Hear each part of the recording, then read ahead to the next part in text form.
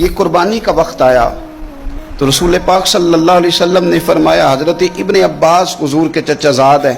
وہ کہتے ہیں نبی پاک علیہ السلام نے فرمایا فاطمہ اپنی قربانی کے قریب آ جاؤ اور گواہ بن جاؤ۔ فرمایا اس کے خون کا قطرہ زمین پہ بعد میں گرتا ہے، اللہ قربانی کرنے والے کے سارے گناہ پہلے معاف فرما دیتا ہے۔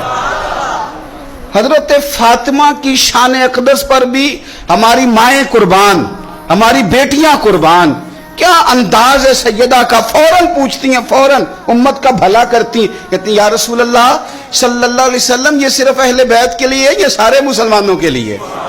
کیا کمال ہے، کتنا پیار ہے حضور کی امت سے، حضور یہ صرف اہل بیت نبوت کے لیے ہے؟ نبی پاک نے فرمایا نہیں فاطمہ یہ ساری امت کے لیے فضیلت ہے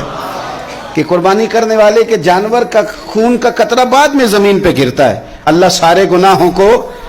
پہلے معاف کر دیتا ہے۔